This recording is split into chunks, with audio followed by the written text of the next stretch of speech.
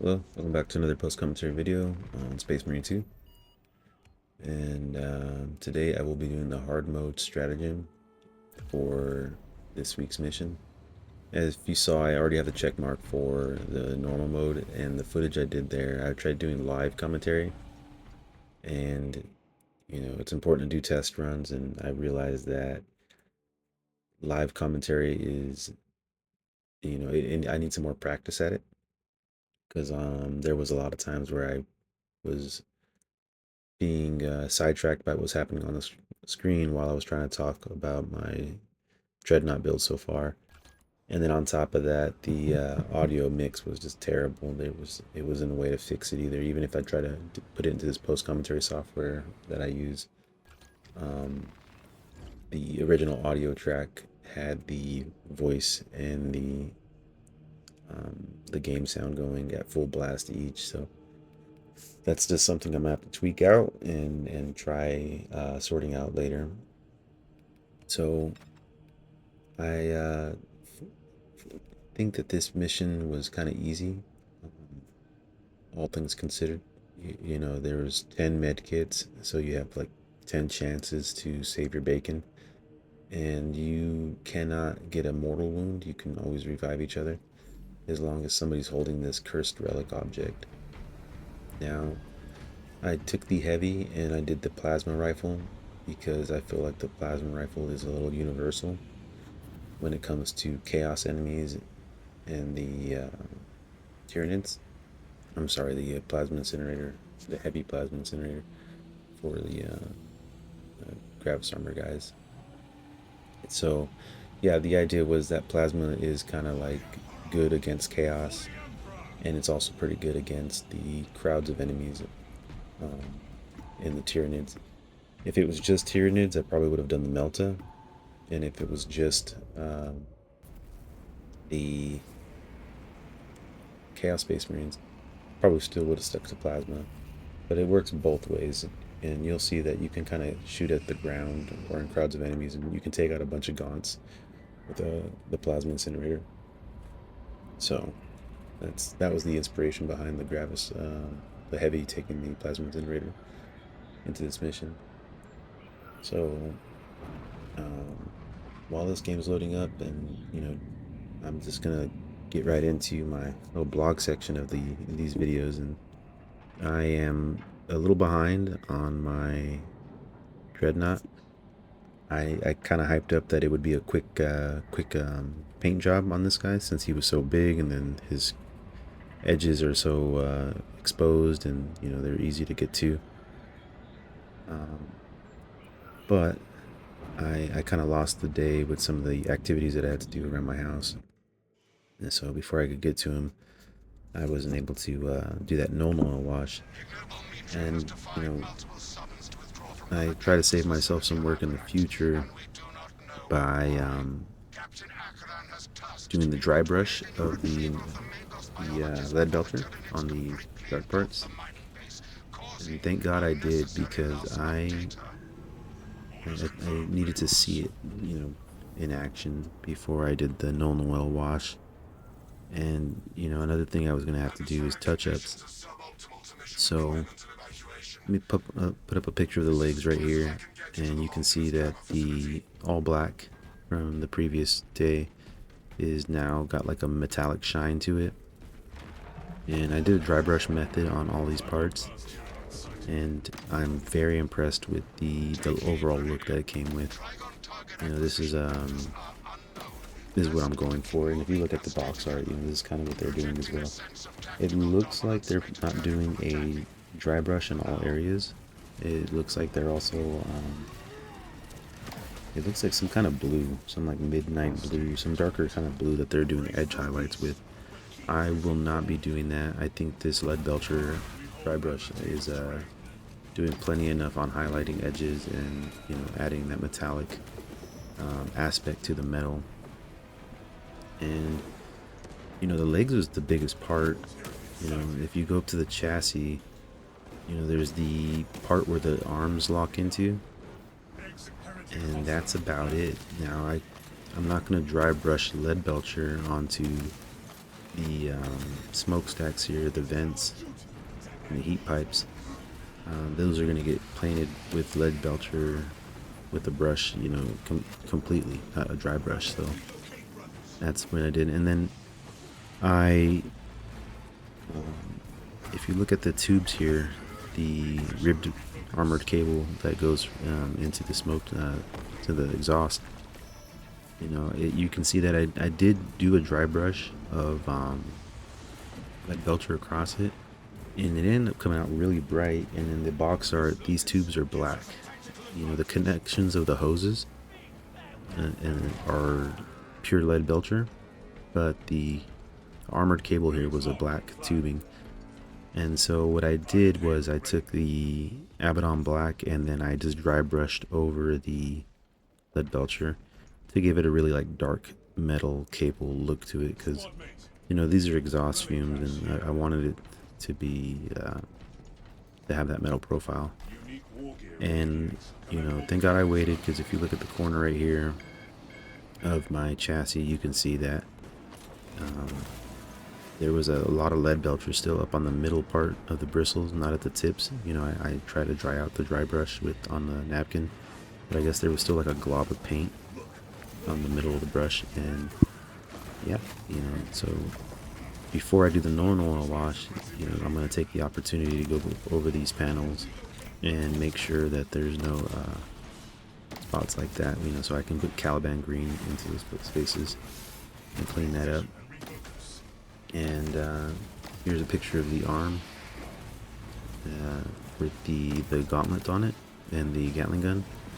And I'm really digging this effect. You know, it'll be covered up in the end, but you know, for those people who are kind of like looking at the connections, you know, if it draws their eye, you know, that dry brush will be there, both on the chassis side of that and on the connection of the arms. And I did not do too much paint work on the heavy plasma incinerator. You know, I did get the lead belcher onto the arm joints, you know, where the elbow is and the shoulder would be, but because the heavy plasma incinerator is going to get its own unique paint job with the, you know, with the corn red and the blue glow effects and cables, you know, all that stuff, I just left it, you know, black. And that's actually pretty much it. You know, everything else is going to come down to paint. That's all I really needed to do with lead belcher. Now if I come across little things here and there that, you know, I'll get to it with the original method of, you know, just thin down paint with a brush and paint where it needs to be. But for the most part, the dry brushing method for the inner joints and the inner mechanisms, you know, that's done. You know, that was a quick, you know, 15-minute paintless process. If you're put one of these guys together, you know, don't think that's going to be hard. Now I would highly recommend keeping at least the chassis and the legs separated, so that way you can get into those parts and get the lead belcher down on the dry brush. And then same thing for the arms. You know, if you don't glue them right away, and I don't think it even recommends you to glue them, you know, you can detach the arms and get to work that way. So yeah, you know, he's coming along now. What's left for me is, you know, at least what I plan on doing tomorrow is getting the Caliban green and going back over with the brush, you know, the old school method, and cleaning up any parts where the lead belcher kind of had a, you know, during the dry brushing method, the lead belcher kind of peeked over onto armor. And then also when I was putting the Abaddon black down, you know, there were some spots that, you know, my brush was just too thick, too fat, or the angle was too awkward, and you know, I got Abaddon black where Caliban green should be. So once I clean up those spots, the known oil wash will be put down. So yeah, you know, I still foresee the edge highlighting being a painless process.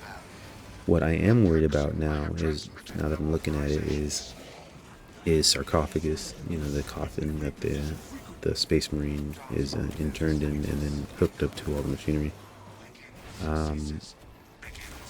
You know, it was supposed to stay Caliban green, and I blacked it all out with have it on black. And I think what I'll end up doing is leaving it that way. I will still paint up all the edges, you know, and with the respective metallic colors that would make sense, you know. I think he kind of, to me, he looks okay with the black on green. Now, when I get to that spot, if it's rubbing me the wrong way, I will fix it. You know, I will get that sorted out. So we'll see. Or maybe I'll do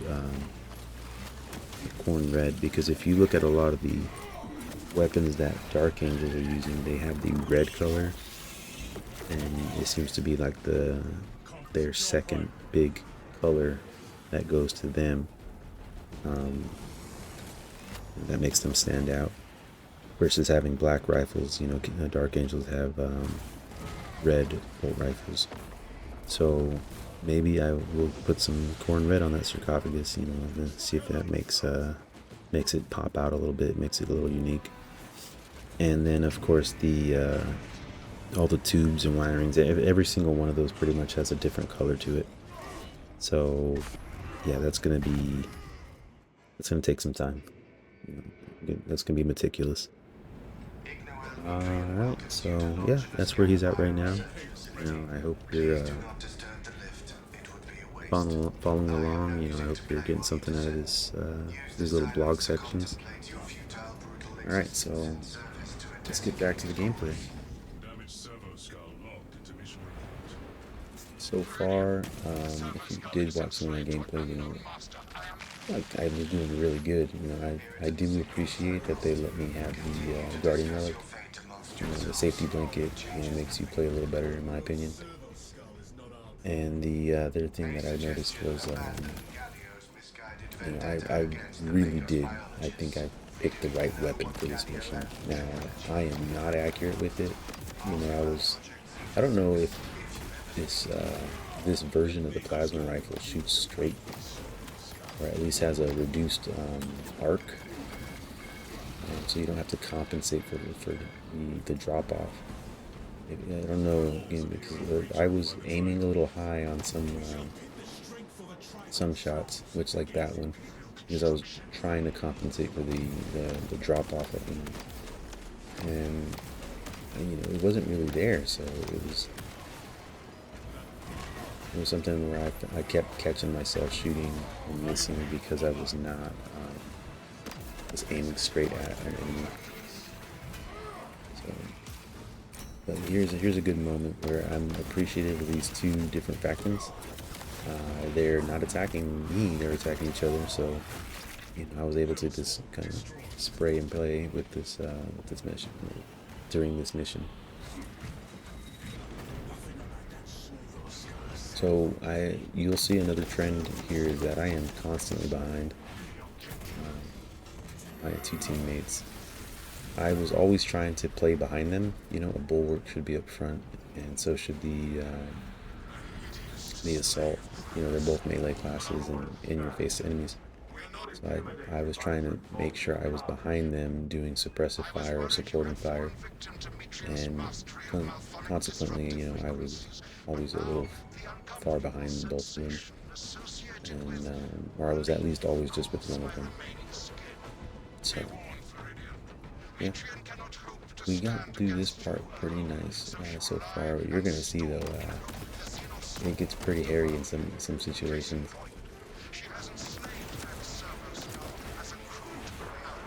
Really appreciating the splash damage that the heavy Plasma Incinerator comes through. In fact, I think overall it's just the best weapon that the heavy can take. The Melta is my second pick for that. It's just a easy to use weapon. It does a ton of damage. It flinches enemies. it gets rid of my Norse enemies, like Termagants and Zangle Warriors in one shot. It's just, you know, the really easy button when it comes to this class. But other than that, I think when you just go and pound for pound, the heavy Plasma Incinerator seems to just be the best bet. It has splash damage, so you can take out crowds. When you charge it, it hits really damn hard, so it puts a lot of enemies into execute range. Um, so if you're gonna play the heavy class, for the first time, I would highly recommend doing the heavy Plasma Incinerator as the go-to weapon to level up first. So I see that we have 2 or 3 tunnels cleared, and if you didn't see that wave came from this side of the map, I marked the enemies. I think that was a good way of telling the teammates, like, hey, they're coming from over here. And I was going to the nearest melta bomb. I should have picked one up earlier at one of the more closer ammo depot areas in the middle of the map while I was fighting in the middle, but I never did do that, so that's why I had to go the long way around here. I saw my teammate fighting. I saw that guy was enraged, and I wanted to put some damage on him, make sure he didn't take advantage of my teammate. And boom, did not get this one, so I ended up eating a lot of these damage, a lot of damage from these guys because he took the armor down. But thankfully, I was able to flinch them both off of that second parry. Priority number 1 for me right here was to get this melta bomb off. I didn't want another wave of enemies popping out, so that's why I kind of left my teammate to handle the rest of the warrior that was already enraged. That's a good example of what I'm talking about. You can shoot in between those Hormagaunts and they will both die. So the splash damage is really good.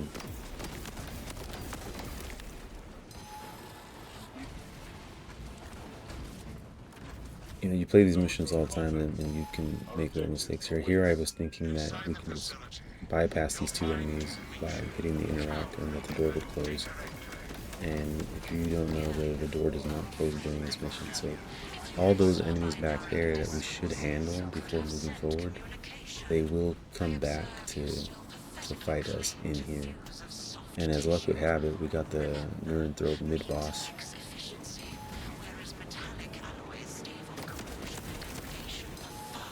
So that delayed attack really got the better of me. I saw the blue, I did hit the parry, and I paid for it.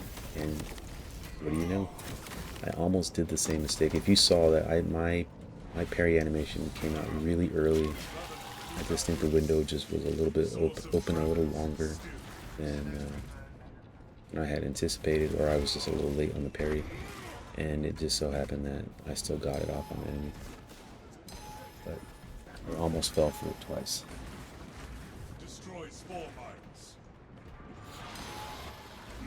So I hate this psychic scream attack that he does. I realized I was too close, so I immediately started backing off, but it was too late. And I feel like the range of it is a little too much. I think 2 rolls away is melee range at least. So that's how I felt. Also, I used my first medkit right there. It lost a lot of health right away. Oh, this part. So, I think I got hit by every single one of these waves. And so, that was pretty embarrassing. And, I'm losing a lot of health, even though I'm just, I was hanging onto those medkits this whole match. And I'm losing so much health. Remember, with this stratagem for this week, you get the 10 medkits and that's it. There's no medkits on the ground. And I don't know if it said there was no other way to recover health. I was going after the Zoanthrope with his melta bomb. He seemed to be a problem to me. I think he needed to go before we started tackling the Nurenthrope. This would be actually a better time to charge the weapon to put damage down on him. I'm using the heroic version where you kind of enter into a rapid fire mode when you do the augmented fire mode or aim down sights or however you want to call it. Hey, another time. I swear I played this game before. Here we are putting the hurt on him, and I didn't even hear the sound when that we were going to be attacked.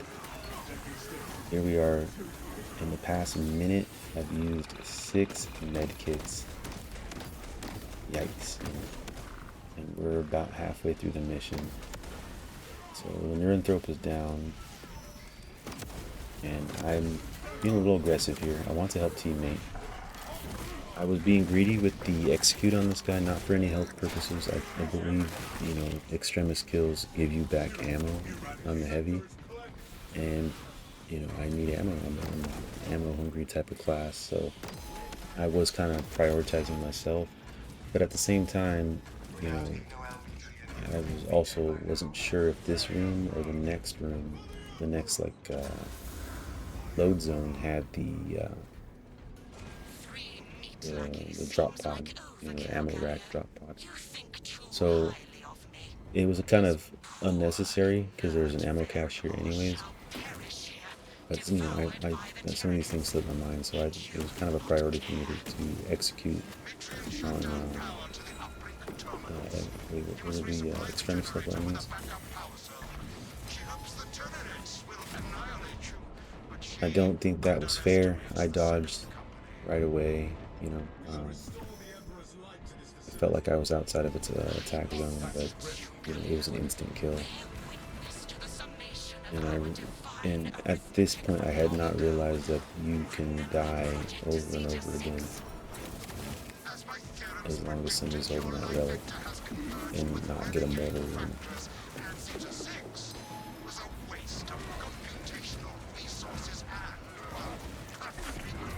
So I was kind of concerned about my guardian relic. I didn't want to lose it. And then on top of that, I didn't want a mortal wound, but it's not possible.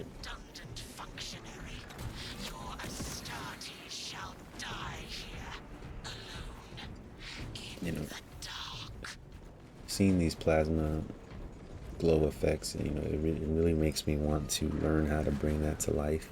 I've seen guides, on how to get really good glows on your weapons, using airbrushes, and like the what do they call it? Dang it, neon paints, and more contrast paints over whites and stuff like that. So it's definitely possible to do. I have an airbrush, so I could try some of those techniques, but I stick to the basic contrast paint over white with the recommended stuff out of the bottle.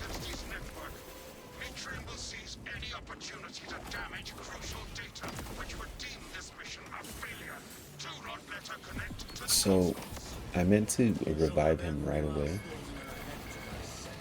and I ended up tossing my guardian relic to pick up the first relic, and I think I kind of became the de facto holder of it for the rest of the mission. And if you can see, I'm down on to my last 3 med kits.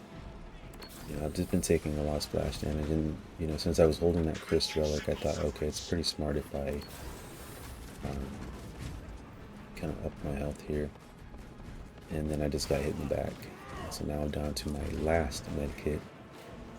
So, I felt like I was playing really well throughout this whole game, and I ended up using like 9 med kits from 10 in just 2 little engagements.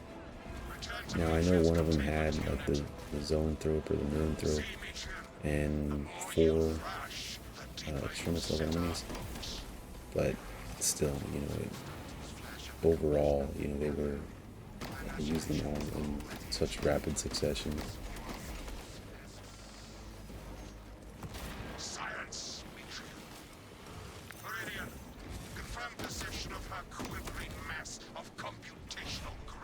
I didn't have any armor, so I went straight for the execute, and then I was going to go for the revive. Teammate already did it.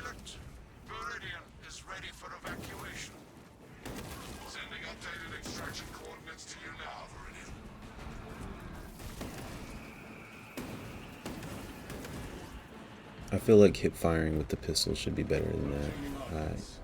I get it. It's like a floating skull. It was only 10 feet away from me. These are Space Marines though. Hip fire with the plasma pistol should be a lot more accurate. Especially with the timing of those shots, you know, how much time I put in between those shots. Rapid firing it off, you know, that makes sense.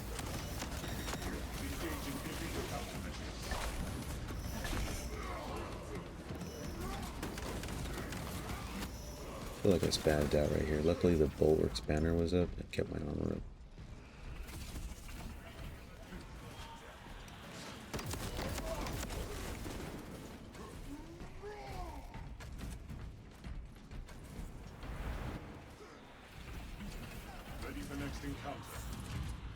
Splash damage from the hive mines, and the spore mines, and those skulls. They're pretty rough.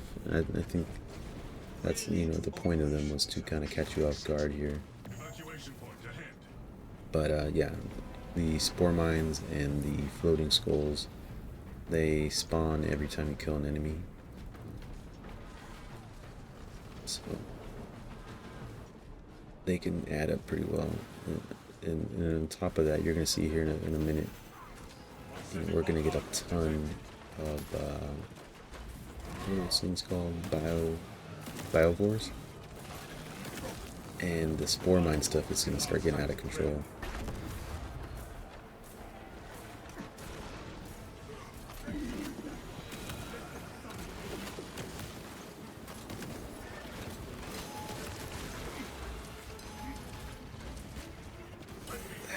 Yeah, I dodged, and it still ended up hitting me. Talk about bad luck. Mind you, I am on my last med kit. I do not want to use it. I wanted to save it for the boss. But med kit's ended up not being that important. He revived himself with the Guardian Relic, and then look at all those spore mines.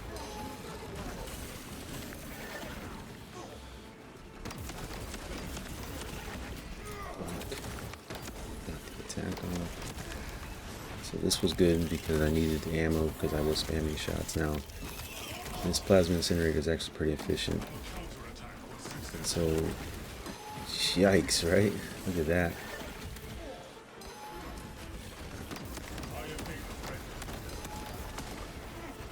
I don't know what made him not attack right away, but here you can see I got 2 biovores on me. I just got done fighting another one.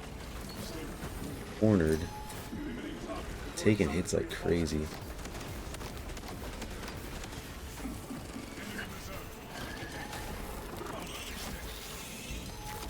Using those invincibility frames from the executes. This dude was on top of me. I don't know what the other teammates were, or why the biovores were ignoring the other 2 teammates. But man, you know, talk about a sticky situation. And then look at that. That last one got me, even though I did a good dodge.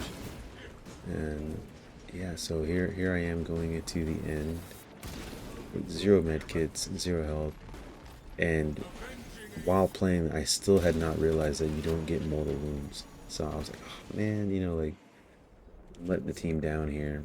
And now, you know, I'm going into this boss fight with a big disadvantage, and you know, I'm gonna end up getting a mortal wound, and you know, it's all gonna come crashing down. I like to drop a melted bomb coming into this engagement. You know, he usually rushes the 3 of you guys right there in the opening engagement. I think it's great to just have a melted bomb ready to go, get the first stun, and you know, lay into him. We were able to do that there. Now, I didn't have a melted bomb, and so I was hoping, you know, for some reason I thought like, oh yeah, I can pick them up at the sides of the map here, but it wasn't ready. And so I broke those canisters open, you know, just out of habit.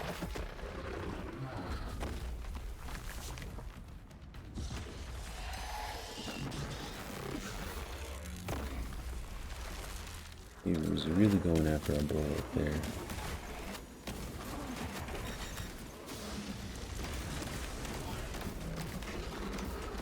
Good damage. Rapid firing.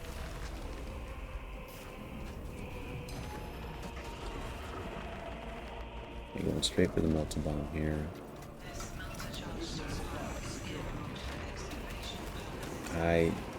This is what I did not want to have happen, and it's exactly what happened. I should have activated my shield right away, seeing that guy with the what's it called, a devourer.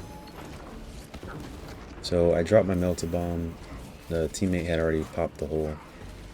I am sweating bullets right here, actually, because I have no health. One little nick is all it's going to take. I got that lucky what do you call it? Armor boost right there, and that really, because I was seconds from going down.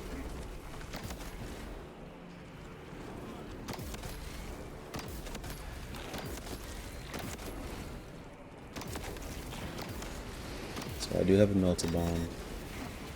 My priority is to get these enemies off of my teammate. I'm using this Plasma Incinerator. Like I said, it is good for dealing with crowds of enemies like these gaunts. You can just shoot it at the floor into the middle of the crowd, and you can take down a fair bunch of them. That was a greedy play. I saw the orange effect on the ground, and so I thought the boss was coming for me, and I went right away with it. Look at these damn spore mines.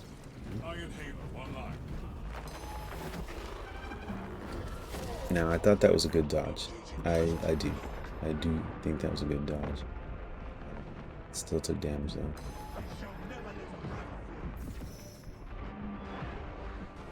Picked up my cursed relic. Around here, yeah, somewhere around here is where I was like, oh yeah, I don't have a mortal wound, so I didn't feel so bad. But just because you can't get a mortal wound doesn't mean you have infinite retries here. Something bad could always happen. It is possible for all three of us to go down.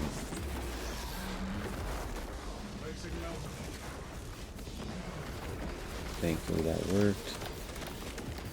You need to create these bigger spaces for for damage here.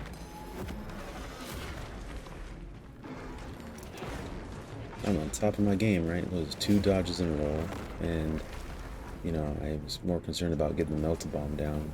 So, but luckily I didn't do it right away because he started digging around against the ground. Immediate pickup. Got the good dodge off. Got the parry damage.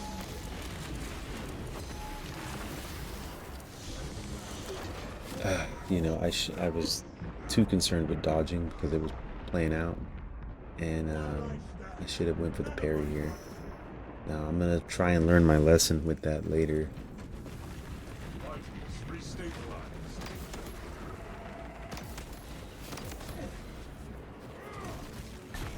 I cast Stomp. I get my shield back.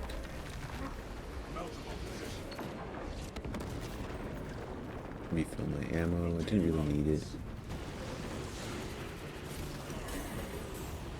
Thought that was bullcrap.